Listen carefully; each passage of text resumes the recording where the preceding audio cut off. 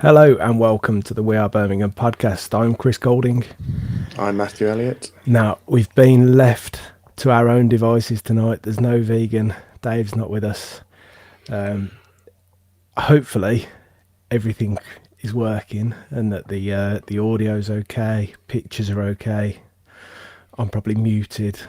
We're all probably muted. You can probably just hear cats and dogs and kids in the background.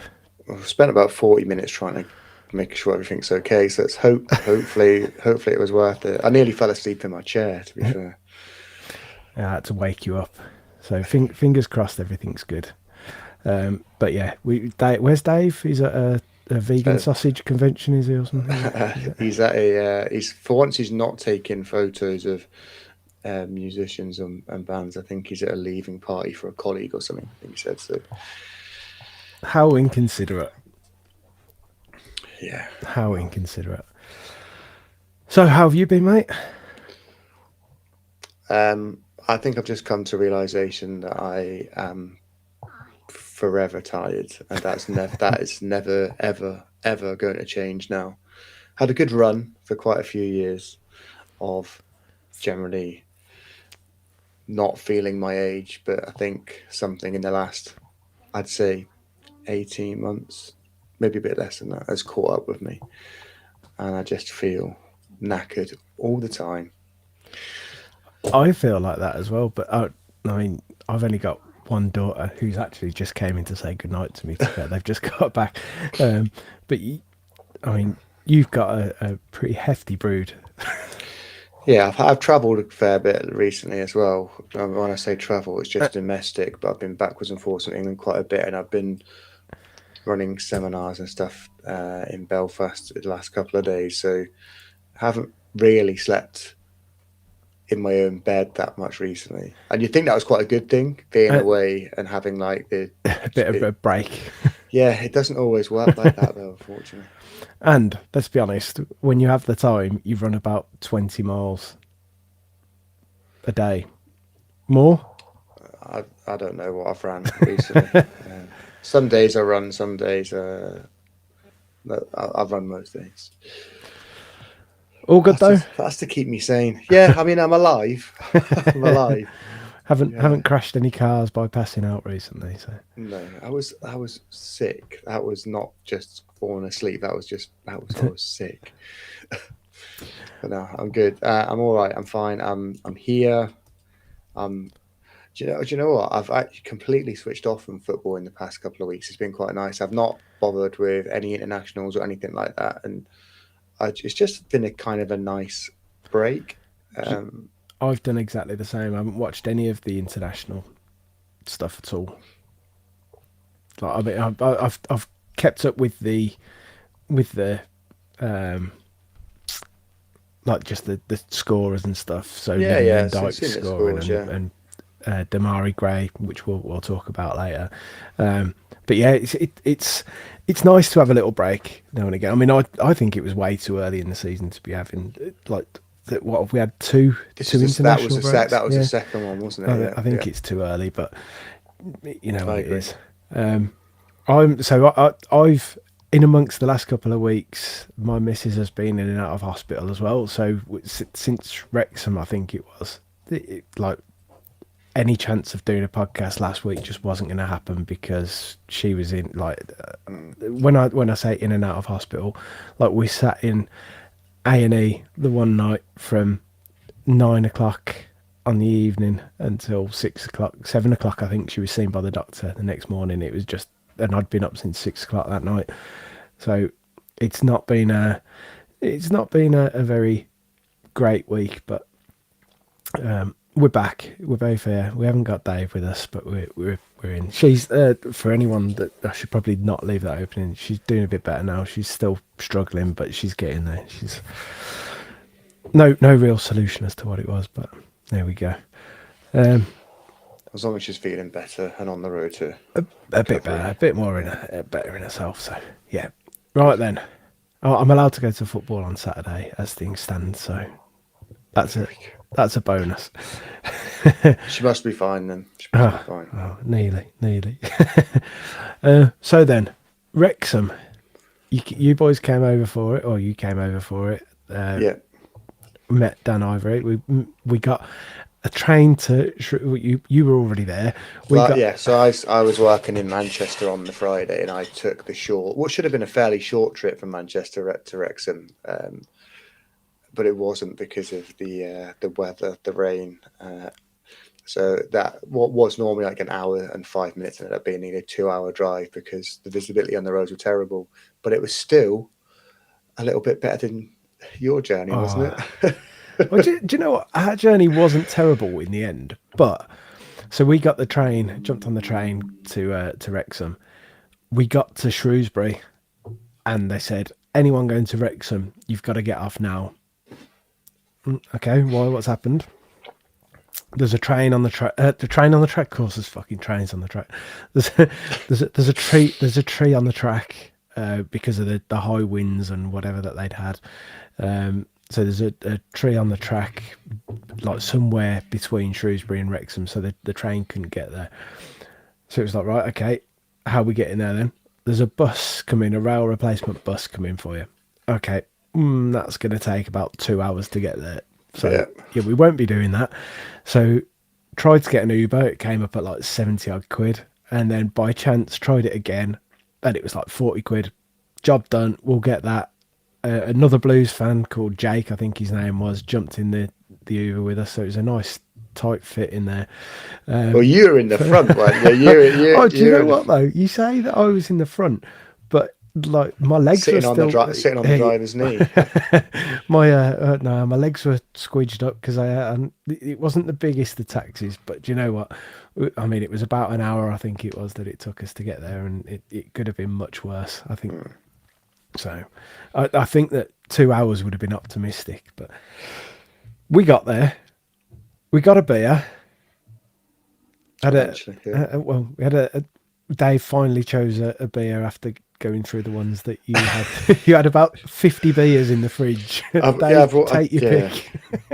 I have numerous craft ales that I'd bought and then some that were gifted to me, and I don't really drink that much. So I thought, what better have good occasions to just bring that over with me as I was driving over and just, and people can just have what they want. And Went backward near enough all of them, did you? yeah, pretty much. Yeah.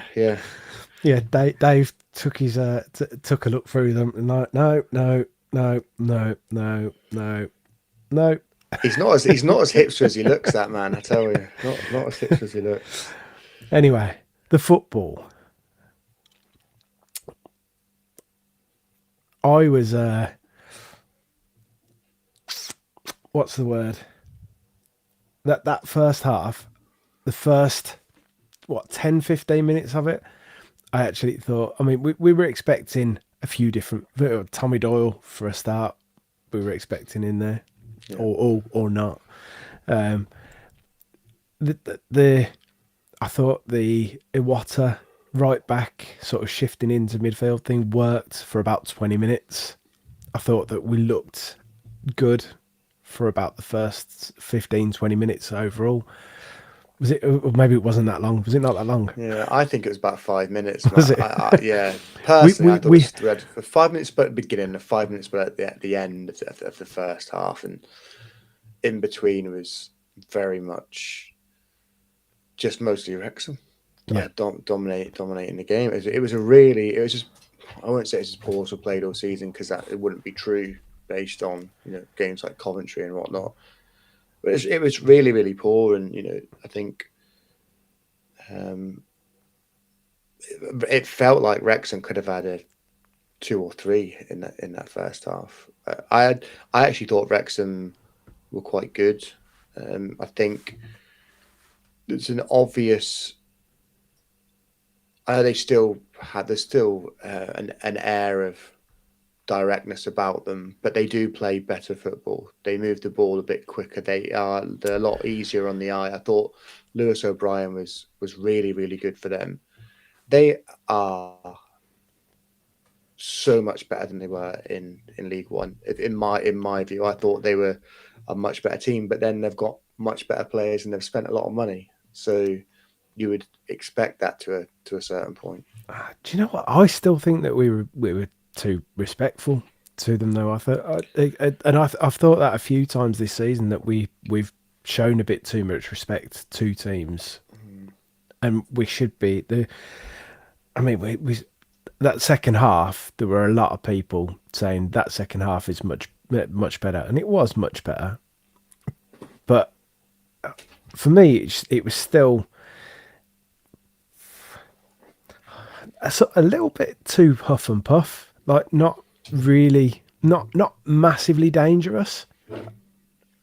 A lot of people came away from that game like quite happy with that second half and a bit rejuvenated.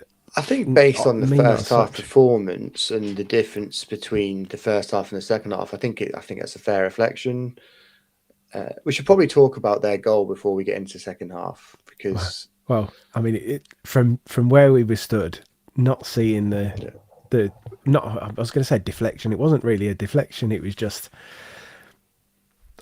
like a flick on, wasn't it? A flick on into the net.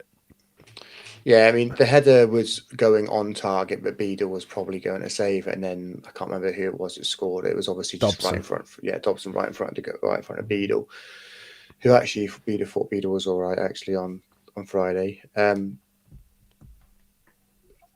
We probably have to talk about that as well. On He's not a lot he could have done about the goal. To be perfectly honest, I think it was just again we've got to win that first header. We win that first header, and we don't have to worry about it, do we? So it's another issue with defending the box, which we've obviously got a problem with. So I had a discussion with someone on Twitter about this. Zonal marking has always been a pet hate of mine, Mhm. and again, to me, that goal was as a result of zonal marking. You've got Clara and Dykes, I think it was, both coming out to challenge for the first header, not being able to get there. So it's then flicked on to goal, Mm. and then Dobson's nicked it past Beadle.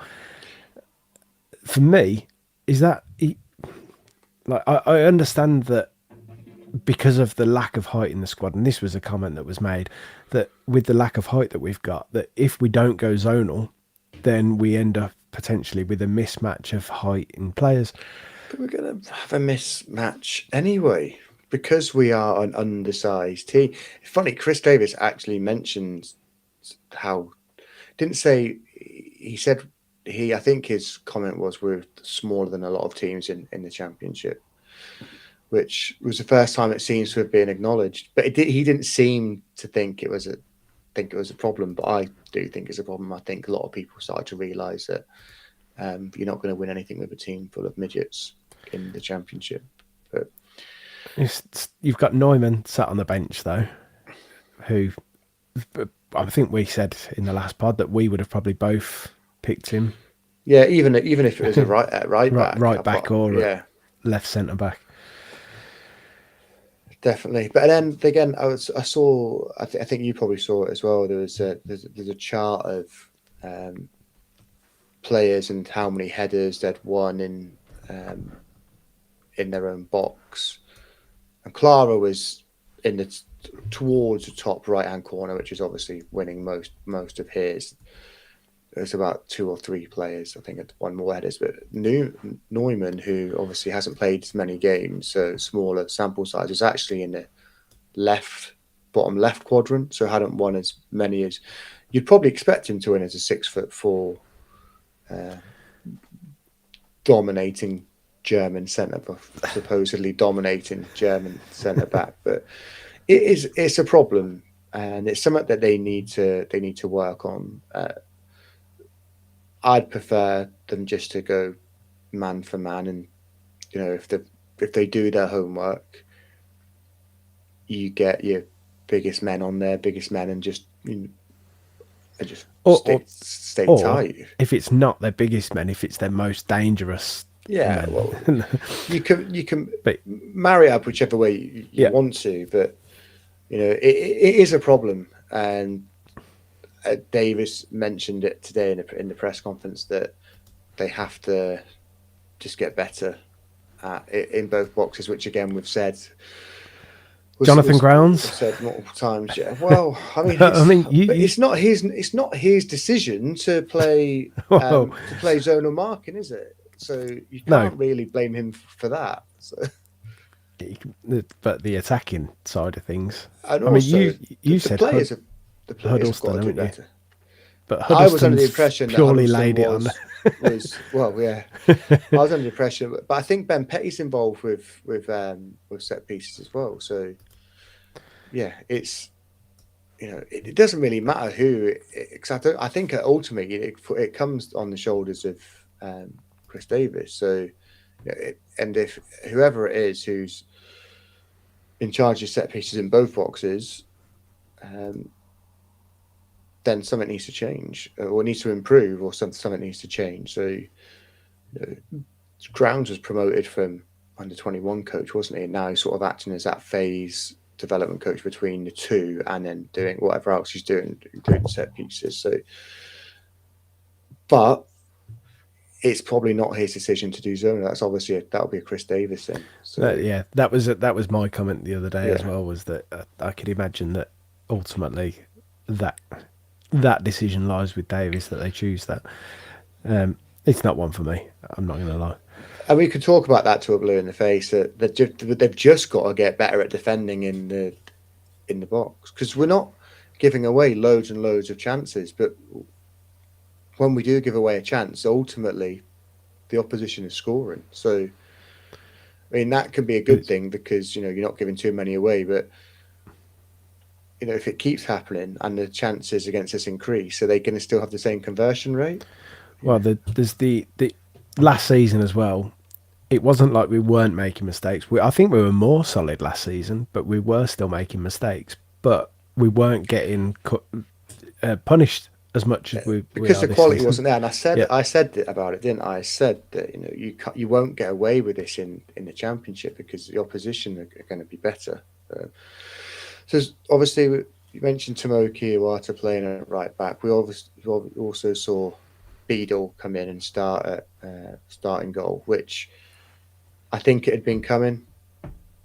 It felt like it'd been coming. I don't think he did himself a disservice. I think he was absolutely fine. His distribution was okay. That was my worry, and he seemed to do pretty well with everything else, bar one shot that I'm not quite sure what he did with it. He kind of punched it down onto the ground when he probably could have caught it. I think we both turned to each other and said, "What the fuck was that?" at the time. Yeah.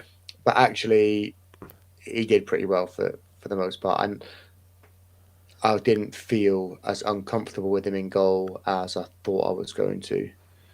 But I think it's his shirt to lose now. Obviously, that could change after a few games, but we'll see how he gets on. But I'm glad he's been brought in because it was fairly obvious that Ryan Allsop wasn't looking that comfortable. Not only from just the fundamental point of view, but his distribution has seemed to have just completely dropped off as well.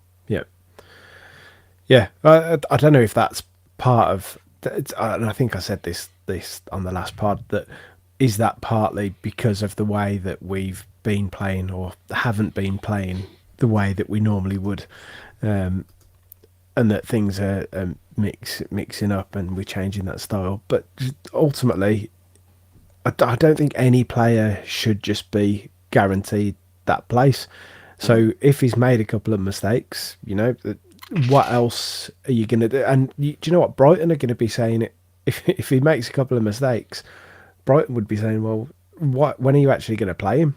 Yeah. You've had him on loan. He's surely it's time to give him a chance. But ultimately, if you're going to do that for the goalkeeper, you've got to do that around the pitch as well. And when people are making mistakes or partnerships aren't working or people aren't scoring goals, you've got to be brave enough to say, right, okay, well, we're gonna mix it up. We're gonna try someone else.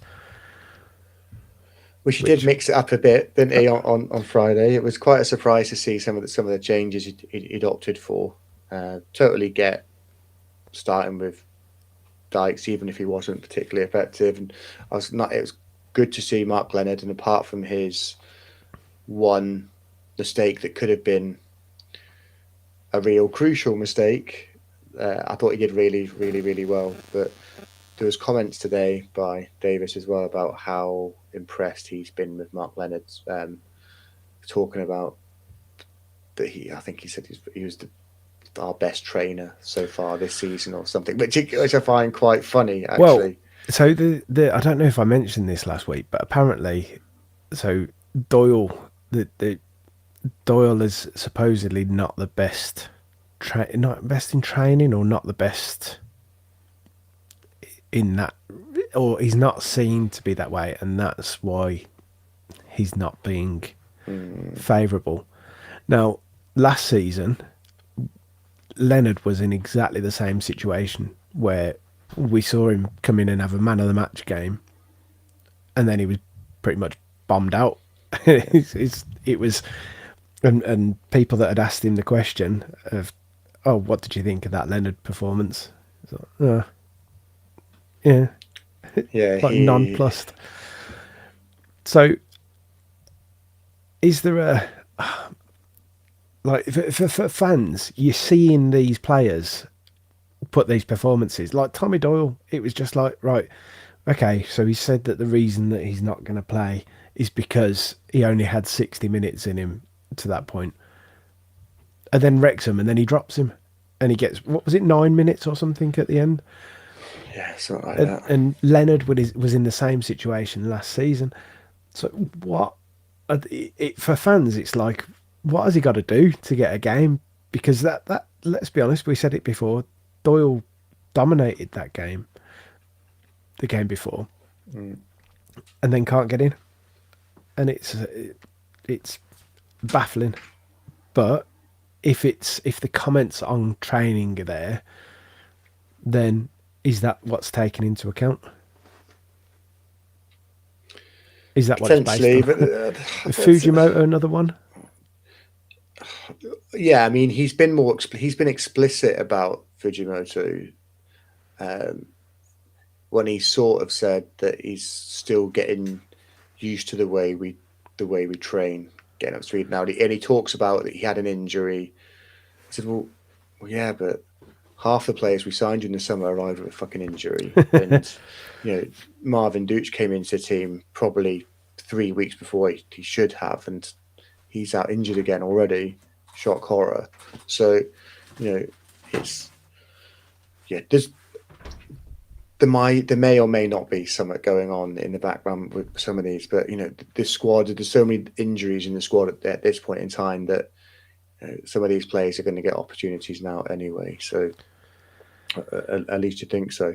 So going into the second half, obviously we spent the majority of our time queuing for a beer at half time and just managed to get up, and just as they kicked Well, off the second half. hang on, before we do go into the second half.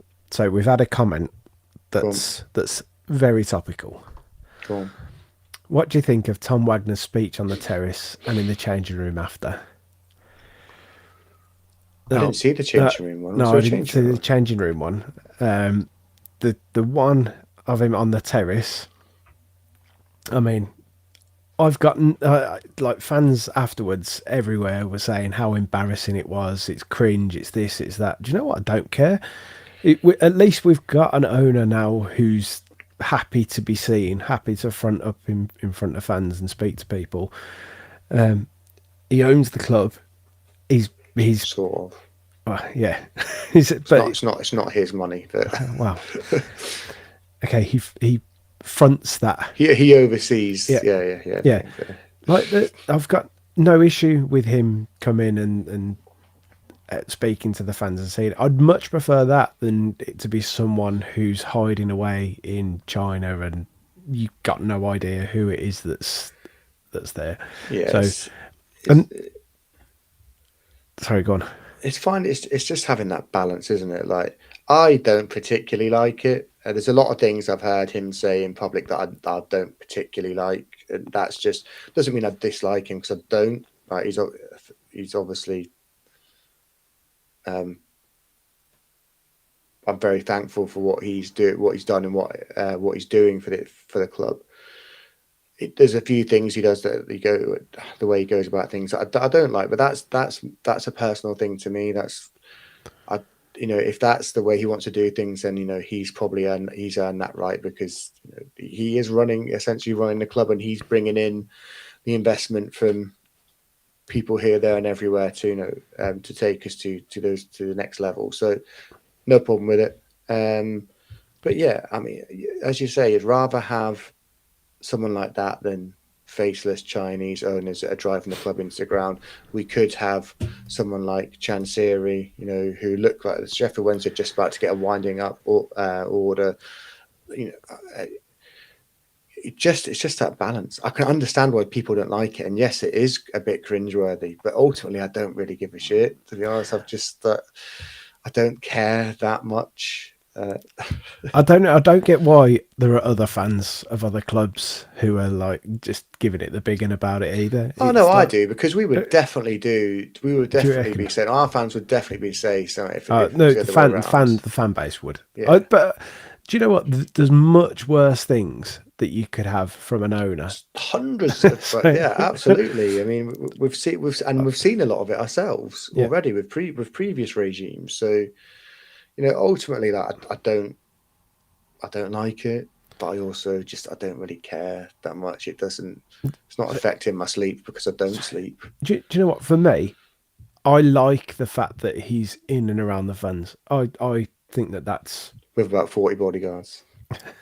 he's not handful, but not always. But the ones you see close to him, the ones that you know. But do you know what? The fact that he is in and around the fans, I like that. And put money behind the bar as well, didn't he? So yeah. Cheers for that, Tom. Thank you for the beer. It was worth queuing for 13.5 minutes. Big Tom Wagner drinks are free. Roos George Baines there's enough for everyone. Oh, that's missing Tom Brady. Do you know what I would say? The problem with Wrexham was there was just one guy that was. It wasn't even done on a proper like a proper beer pump. So he had basically there's this just a keg and this cable from the keg, and he was just basically doing beers, one beer at a time, from this like I don't know, it's like hand controlled cable from the keg, and then just passing them out, saying just take it, it's free, But there was obviously queues of hundreds and hundreds of Blues fans waiting to get these to just one guy, and you queue this side, and one guy saying, "No, you have to go to him. I'm only doing food." Like, all right, then I'll have a free pint. Thanks. And the food, you had to pay for the food. Only the drinks were free. Big Tom Wagner only drinks are free. Only drinks, not pies, not chips, not crisps.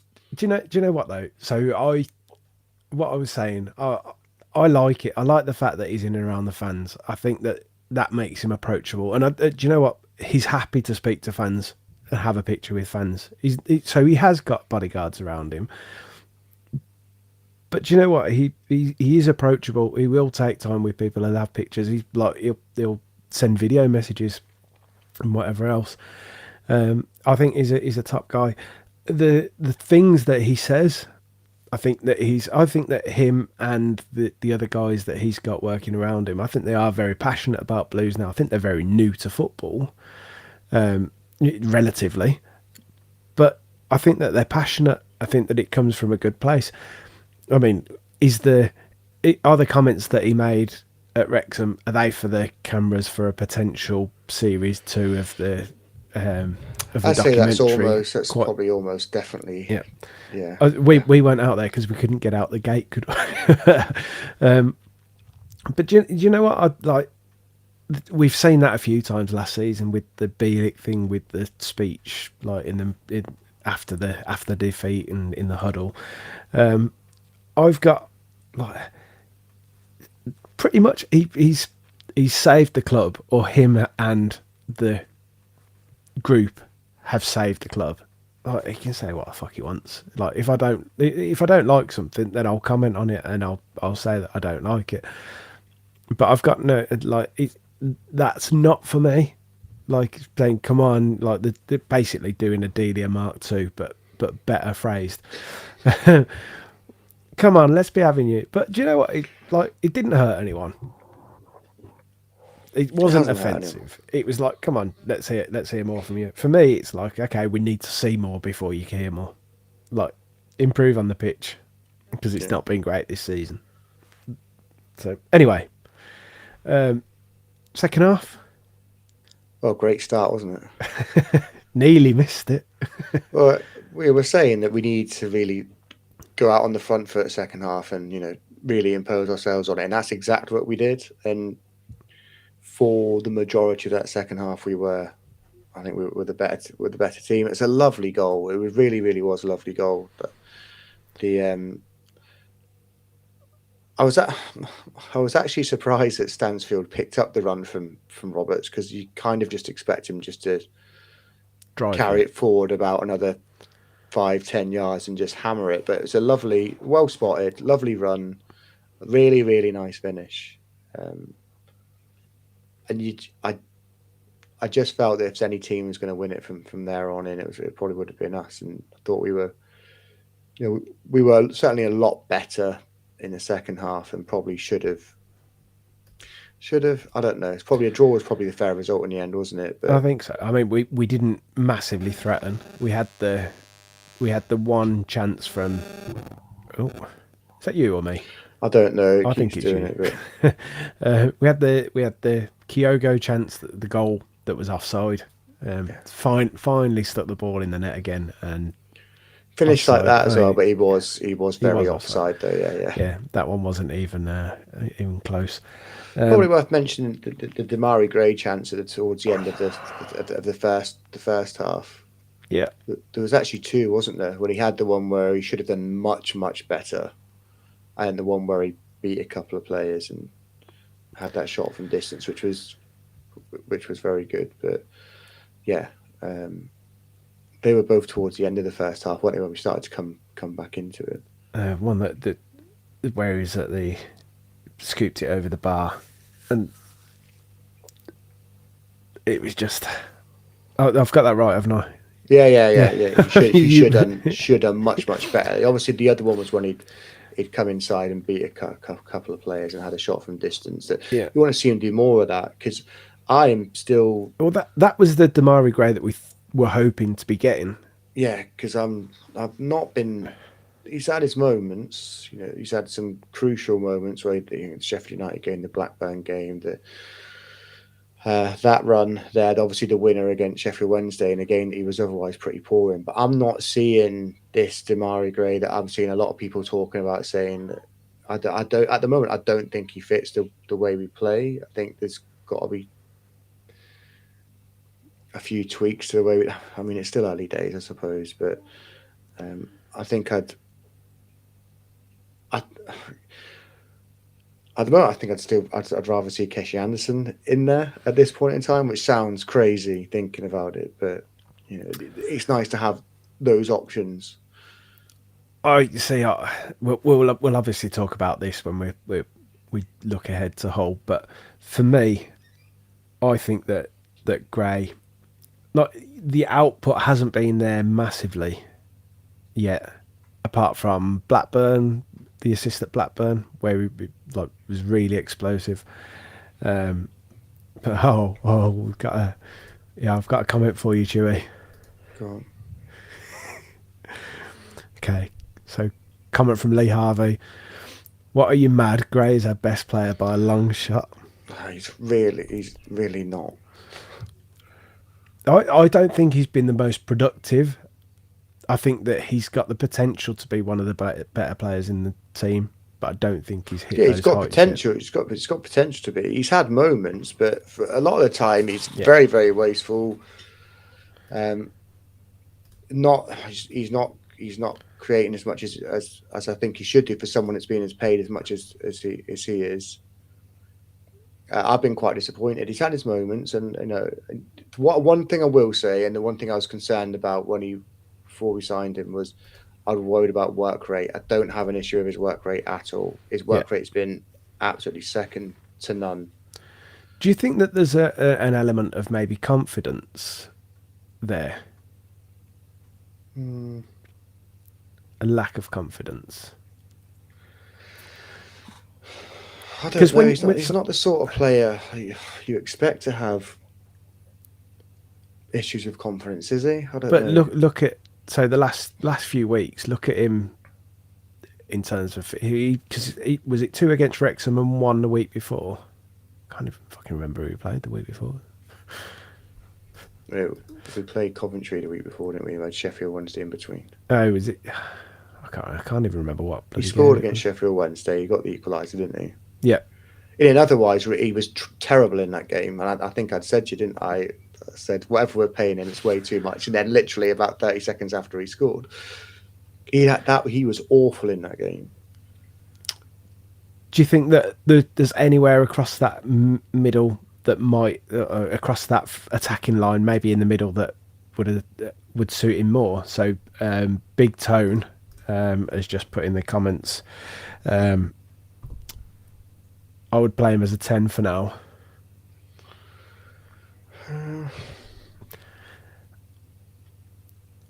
I don't We know did. whether Did we try him in a 10? Or was that pre-season we played in? Did he play I in a don't think 10? I've seen him play 10. I can't remember. Don't remember if he played against Nottingham Forest in a 10 or not. Don't know if I I was at that imagined game, but I was a little bit tipsy, so that was your fault. my fault. Well, you were over for that one. I'm not sure that you get. I think that you get the best out of Gray when you've got the explosiveness of essentially the Gray that you get when he's running at people, cutting inside, or That one run against Wrexham when he cut inside from the left, I think he'd won the ball, cut inside from yeah, left, beat a couple of players, and had that shot. That's what we need to see more of. More often than not, when he's come down that side and cut inside, he's tried to cross and he's hit the first man, or he's given it away, or he's just gone backwards. Which he's not the only person guilty of doing that, because we do that a lot. But um, yeah, I don't know. We kind of went off on a bit of a tangent there, but I we need to see more from him if we're going to progress. And we've brought him in to be a difference maker, and he's had moments, but he's not doing it. He's not doing it as consistently, which is I a winger thing, I think. Anyway, but one of my I think that one of the big issues is that it's with the restrictiveness of the way that we play, and I don't know if we're going to see that with anyone who's trying to play. I think the control of like not being able to just get forward and get in there, and it's having to recycle it. But that's to making. You should be developing a style that suits the players, or a setup that suits the players. To get the best out of the players. But do you know what though? It's a problem in football now. The wingers that attack and then recycle and come back. It's not a Blues thing. This is something that's big in football. You don't get many teams that actually play with wingers that attack and actually. It's funny you say that, actually. So I was reading something a couple of days ago that said that that's starting to die now, and we're almost going back to go forwards again. So this whole possession based inverted wingers is actually slowly starting to die off, and there's going to be, I think this might be being spawned from maybe PSG winning the Champions League. And there's going to be less around possession, more on pressing and more on pace and physicality again, which is where we were going back to Man United winning the Champions League, and how the Germany international team copied basically the style of Premier League teams in Europe, and when they had all their success in international tournaments. It feels like this article was, if I find it, I'll get it, and we can put it in a link somewhere. It was saying that possession based football, or pep ball as they called it, is dying, and it's going to die out. And at some point over the next few years, you'll see a lot of these clubs that have spent all this time working towards possession based stuff and inverted wingers slowly reverting back to what we would probably perceive as an older style of football, but add just a Tony Pullis. newer version. Not direct. It's more it's more transition, and you're still going to have that press, but it's all about pace and physicality and moving the ball quickly, getting the ball forward quickly, and not 47 passes around the back. But you know what? I don't think that. So personally, I don't think that there's a problem with those 47 passes around the back and 20 passes in the middle. I don't think that there's a problem with it as long as you find that pass that then creates an opening. It's breaking the lines, isn't it? You've got to be able to. But you've got to do it at the top end of the field. For me, once you're there, you've got to say, right, I've got an opportunity to create something in and around the box. That's the area that you've got to be direct and drive into. And what we tend to do is we get the ball up there, we'll get out wide, and then we'll come back and we'll go back to Peck and go across to Iwata or Leonard or whoever's there. And then it becomes very slow, and it's given the team time to recover, and you then got to break them down again, but they've got 8 players back and they're sitting behind the ball. And I think we make it very difficult for ourselves there. And I think that with wingers, the wingers that we've got, we need to move the ball to them much quicker, but then we need them to be able to express themselves and to actually try and create opportunities. And I don't know if we allow them to do that. I don't know, because Hansen, we saw it with last year. I know that you're not his biggest fan, but a lot of the time we didn't see what we saw in his fans aren't his biggest fans either, apparently. But we didn't see what we got from what we saw in his highlights. So what we saw in his highlights was someone who was happy to take players on. He was trying to also playing against second division Dutch players, which are the equivalent of non-league. But okay, but even in League One, we saw moments of it, and then he'd stop and he'd come back, and it was very much that play of, right, okay, I'm not gonna do anything with the ball in this area. I'm then just gonna come back, wait for support, and move it around the box. And I just think that we end up essentially allowing teams to get back. And so you're saying about Dimmy, I think we're doing exactly the same with him. And I think a little, to a degree, I think we'll do the same with Roberts. You'd expect Dimmy and Roberts to have ability to freestyle a bit more, though, and I think you do occasionally see it. Time will tell. I just want them to be able to be a bit freer and to have. Then you look at someone like Kesh Anderson, who plays the role, who, in my opinion, plays the role perfectly, because he does what he's told. He plays to structure, but he's not afraid to take players on. He does drive forward, and he gets himself into dangerous positions. Why aren't we seeing other players do that? Because he does both. Get a man that does. Yeah, no, to be fair, that's a good point. That can give you both, Chris. Obviously, he's back now as well. Anyway, so just a quick one. Let's finish up on Wrexham, because we've gone off on a tangent, and I think it is quite a good conversation, to be honest. But anything else worth picking out in that second half against Wrexham? I can't really remember it. No. Nothing there, mate. Do you know what it is? It's because we're like 2 weeks behind it, aren't we? So yeah, I think lots has gone on since. I think I said after the game, I thought Clara was my man of the match in that game. I thought he was very good. I think he kept Kiefer Moore very, very quiet all game. Pretty decent. Obviously, Tomoki did pretty well at right back. There's a few moments that I thought he could have been a bit braver, but again, probably just wanted to make sure he did the basics right. Obviously, he has played at right back before, but it's probably a long time ago. But there's a few decent performances there. I thought Mark Leonard was very good, apart from his little blip where we nearly conceded. But yeah, for me, he's done enough to stick around for the whole game, which I guess is a a good segue into looking forward to this weekend. Have we got a Hull fan We to have, do anything? but before we do, got a competition to run. Okay, this is new. I didn't know this. So You didn't know this. You didn't know does this. that mean I can enter or not? Well, you could, but Well, you're not going to the game on Saturday, are you? I'm not going to game on Saturday. No. So people who are going to the game on Saturday, bosh, win your choice of the 2025-26 season Blues shirt in association with Connexos. Okay, I'm going to try and peer over this. Oh yeah, It's like in front of our face. do the hands. So we've got a blue shirt to give away. Whoever the winner is, you can choose home, away shirt, third shirt, stock dependent.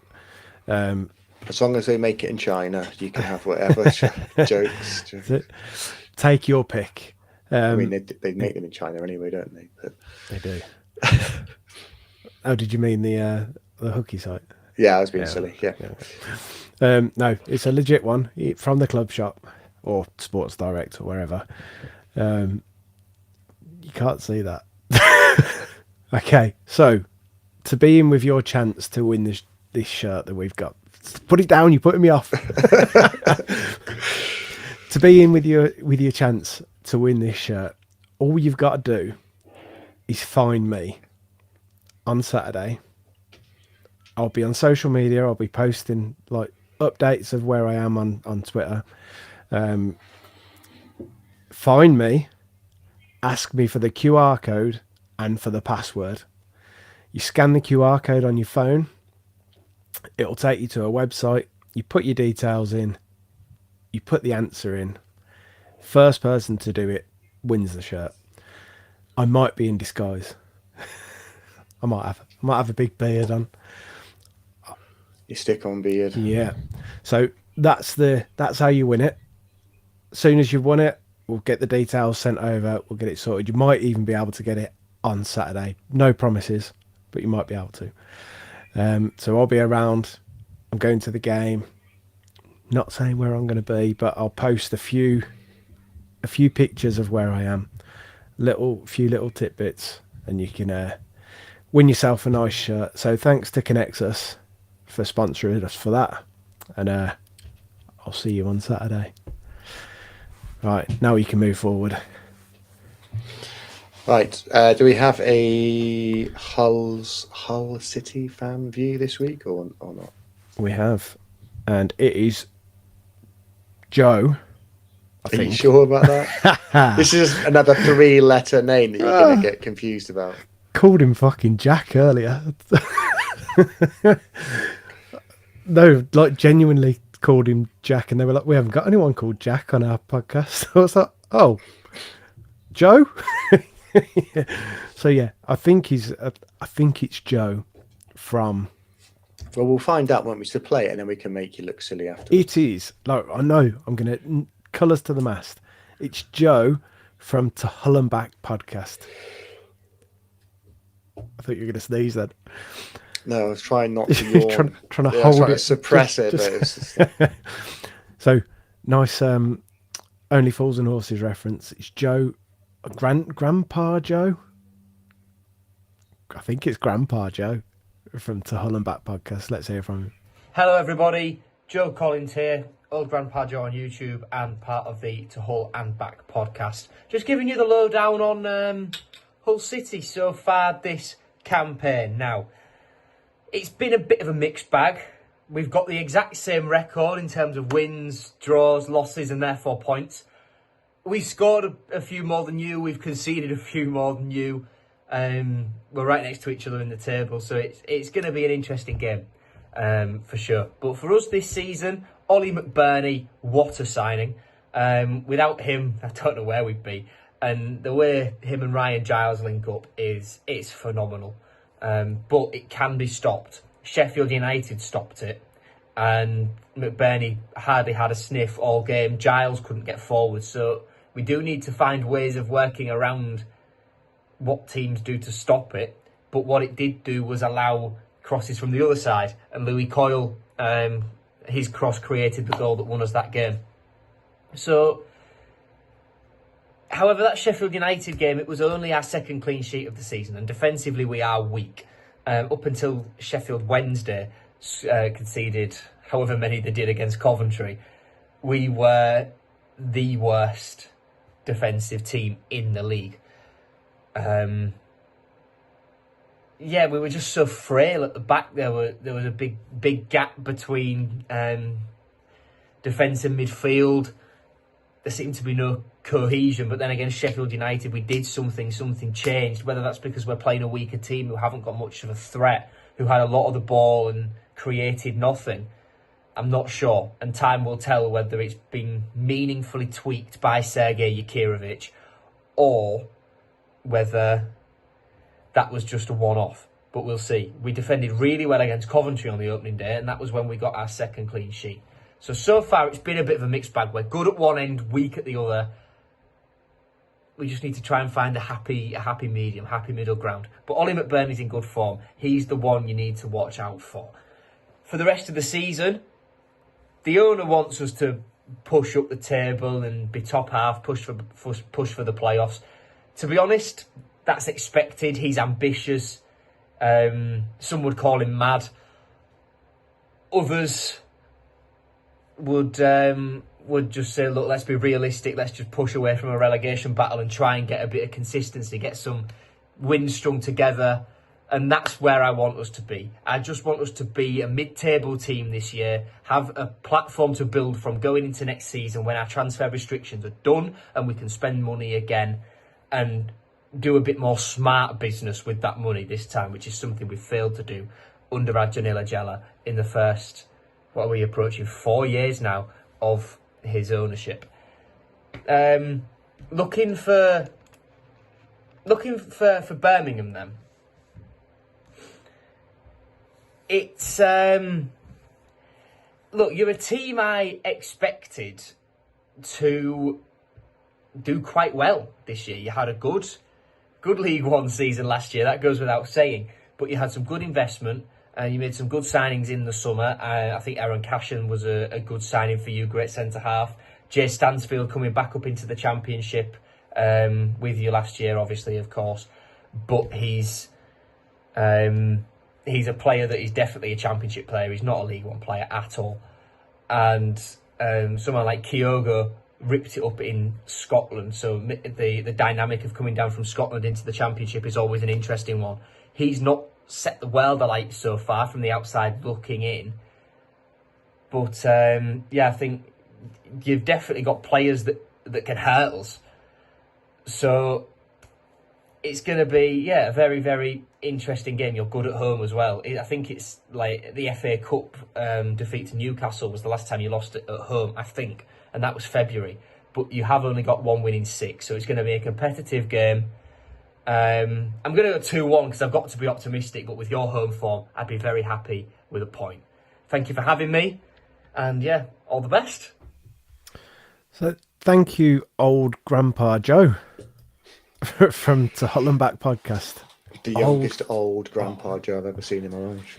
Yeah, should probably ask what the reasoning for that nickname is. There's got to be something there. He's got quite a level head on him, hasn't he? I think he's quite sensible. I like the fact that he just wants consolidation and a platform to build from the club. It's quite nice to see someone talk like that about their club and be a little bit more realistic about things. Well, not predicting 4-0 every week and going up top of the table. Well, I won't mention any names, but he started off and mentioned obviously they have the same record as us, and I've noted that down earlier. And he mentioned they're quite good. I think they're top. I think they're the second or third highest goal scorers in the Championship. Third, I think.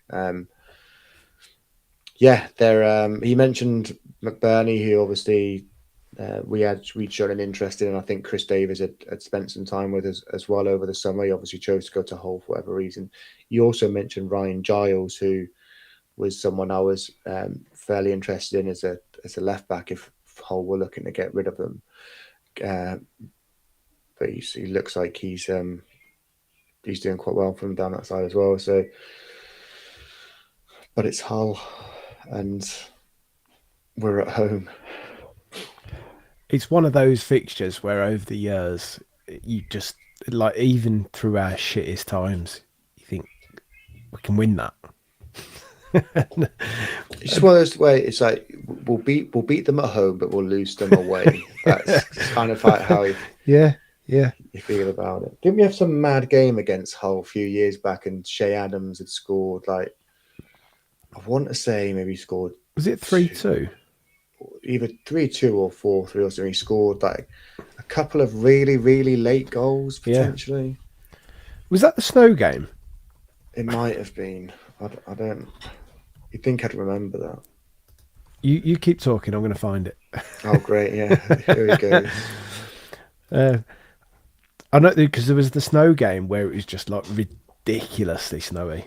I don't want to say like Hull were like 3-0 up or something. Yeah. And we came back and drew 3-all or something. 2020 3-all. Yeah. Well, they 3-0 up and we came back and drew. And it was like a couple of late goals by Adams. Don't know. Can't get the details on it. But there was the 2021 3-all. It could be any of them. I don't know, mate. This makes a great podcast. We're both just sat there Googling it. Oh, no, that was the one I've just brought up here, 2020. Hat trick 3-all.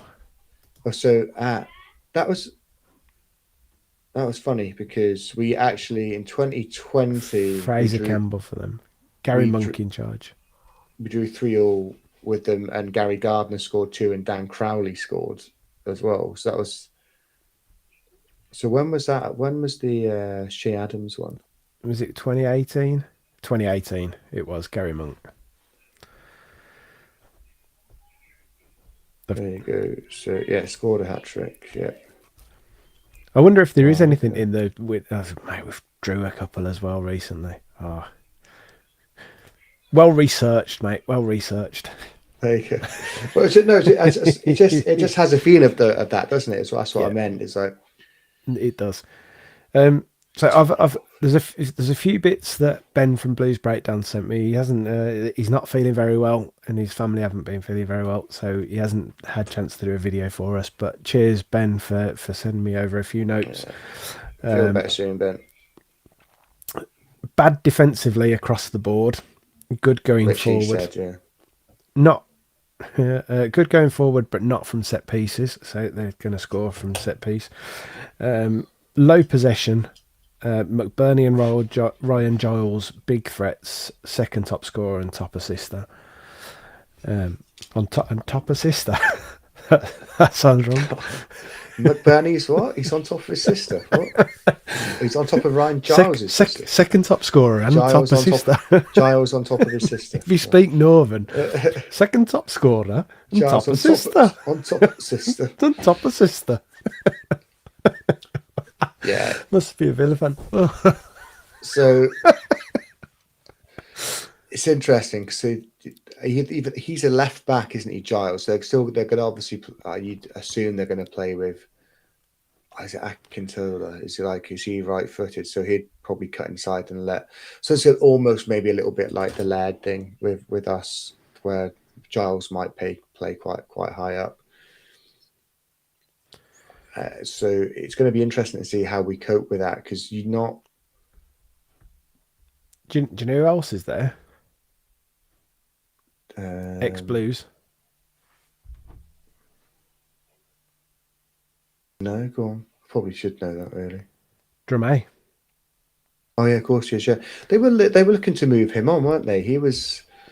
I think that there are Premier League teams looking at him from memory. I think Bournemouth and Palace maybe were looking at him. We didn't go anywhere. No. Oh yeah, I forgot Cody Dramé was there. Yeah, that Giles thing is a little bit concerning because obviously we'll be playing potentially Tomoki Iwata at right back, unless Bright Aseo Samuel is actually fit and Chris Davis is playing that close to his chest. because he said he's close, but didn't really give any timeline on him. Didn't mention if he was back in training or not.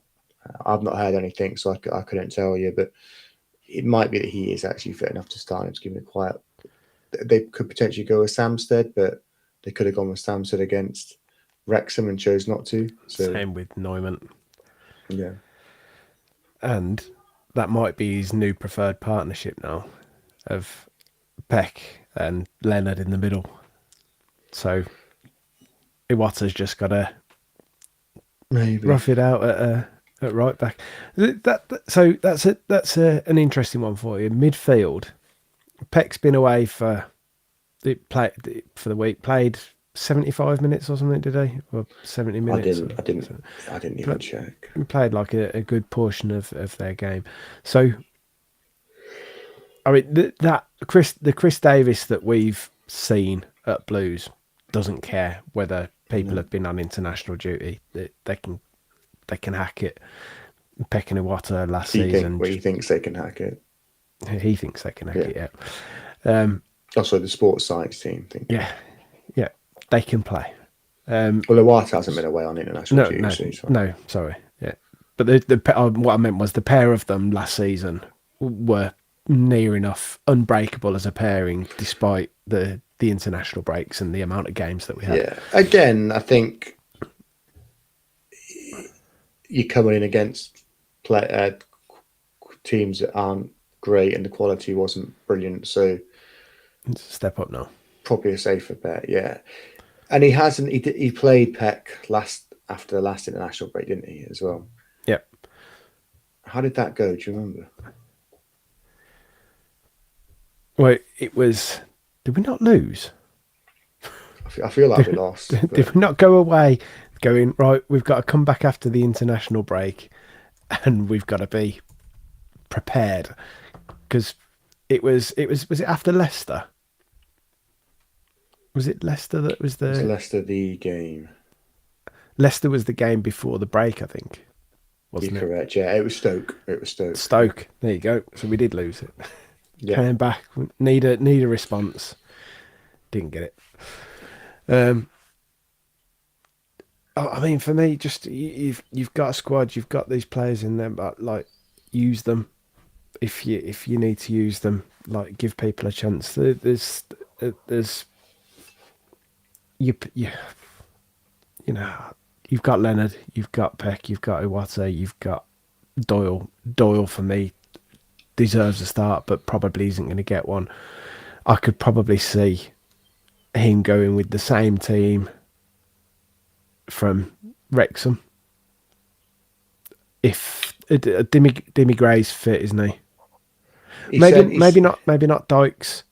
I'd go with Kyogo. Kyogo.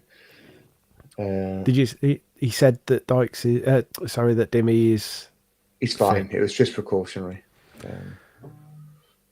I mean, yeah, I'd be like, I'd go with Kyogo up top and probably him and Stansfield and Kyogo at the top. And I think I would probably play a right back if we've got one. But I would like to see a right back. Yeah, I'm not sure I want to see Iwata in midfield though. Which I think if Iwata does come out of the team, then you're going to end up with. I mean, Iwata's come out from right back. He does end up in midfield. Because I want to see, certainly at home, I want to see at least one of Leonard or Doyle start. I don't think you can play both of them, but one of those two I want to see start against Hull. He'll play Peck because he just always does. And I like Peck, but sometimes I think maybe just, he has travelled a bit. He has played. Give him a break. A game in a bit because he played Brazil. He played a little.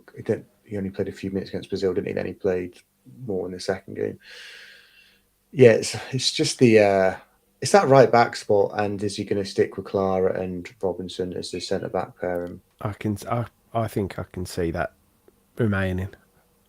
For now, yeah. Until there's any reason gets sent to off break again. it. Yeah. Well, at the moment he's had one very good game, one decent game, and one poor. One thing we'll say is performance. that Jack Robinson will know Ollie McBurney really well from their time at Sheffield United. So there's going to be, Inside information on yeah, sort of like he's going to know just how to keep him quiet. A bit like Chris Wilder was able to keep him quiet last week because obviously he knows him. Oh, So is Wilder back at Sheffield United then, or has he been he is sacked there again, or is again. he back there again, or? Well, I mean, it's inevitable. If he gets sacked, he'll probably end up back there by the end of the season again anyway, won't he? So Hang on a sec, I've got a coin. I dropped it. It's heads, so Wilder is back at Sheffield United. Do you want to know who scored has got on Hull as well? Quick breakdown on them. Strengths: attacking down the wings, creating chances using through balls, creating chances through individual skill, coming back from losing positions, finishing scoring chances and counter attacks. Weaknesses: defending set pieces, avoiding individual errors, protecting the lead, stopping opponents from creating chances, and defending against through balls attacks. Their style of play: attack through the middle, long balls, and defensively playing in their own half. that's interesting because it said about being dangerous down the wings, but it said attack through the middle. Okay. Yep. Yeah, so I'll just stick to Ben's comments. Yeah, for me, it's a game that we have to win, and I think it's a game we probably will win.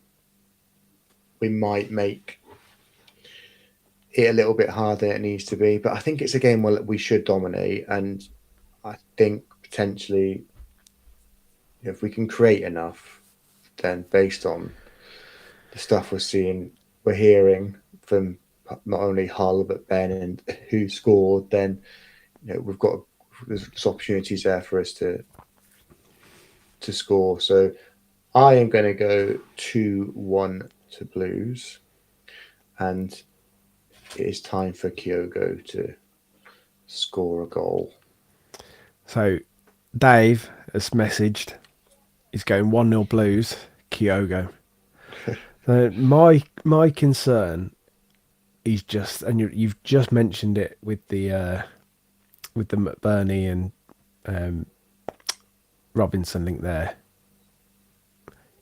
Can we cope with him? Because he's been in very good form.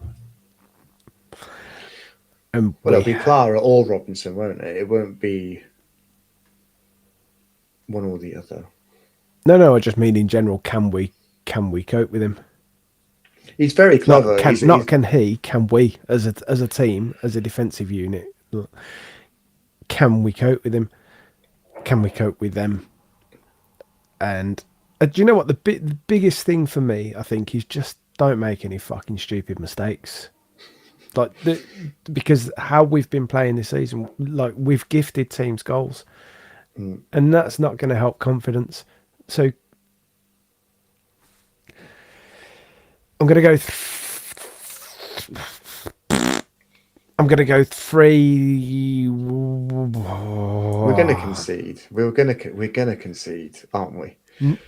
I'd love us to have a clean sheet. No, I'm going to be confident now. I'm going to go 3-0 Blues.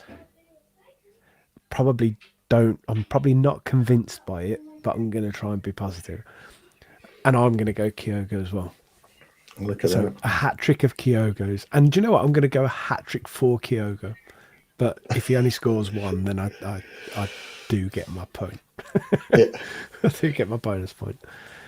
So I'll take that. Just win. And, just win? Yeah. And let's see a better performance. Let's see a performance that was similar to that second half performance against Swansea, where we were, pretty dominant and we did start to create more chances. We need to see more of that. Let's, dare I say it, play some front foot football at home. I think that's the key thing for me, is just being not just dominant, but being a bit more adventurous with the ball, and looking more dangerous. And I think we need to, like I said that after Sheffield Wednesday, that we needed to do it at Wrexham, and like I don't think that we showed enough against Wrexham, for me personally. It was better in that second half, but I want to see more than that. We need to do So- it more consistently over a longer period of time. Yeah. Like, we're never going to be dominant 100% of the game, but we need to show a bit more consistency with Yeah. the way we're playing. And and I said before that I can accept defeat if actually there are signs that the play is developing and we look more threatening and attacking, and I can accept the defeat, or I can accept a draw if we're doing all that right stuff. It's just not we're just not getting the rub of the green. Yeah. Can't be watching any more of some of the stuff we've watched this season, because it's the manner in which we're losing or dropping points has been really, really disappointing. So we need to become more of a threat and start to impose ourselves in the Championship. Agreed. Just one last little shout out. So Connexos are giving us a blue shirt to give away, your choice of blue shirts. If you see me around Birmingham or St Andrews or wherever on Saturday, ask me for the QR code, scan it on your phone, ask me for the key phrase. I'll give you the key phrase, type your details in, put it in. First person to do it correctly wins. Bosh, done. And if someone's already done it, I'm not going to tell you before you scan it. You have to scan it and find out. So get entering that, and thank you, Connexos. Anything else before we finish? Not for me. I'm going to be honest. I look at the clock and thinking I can't wait to go to bed. Mate, you've been nearly asleep a few times there. Anyone who's listened, thank you very much for listening. If you could give us a like, share, whatever, or the subscribe things, those thingy bobs on all your socials and YouTube and whatnot, please, much appreciated. Thank you very much for listening. And until next time, up the Blues, keep right on. Keep right on. Oh, I can't remember what to do now.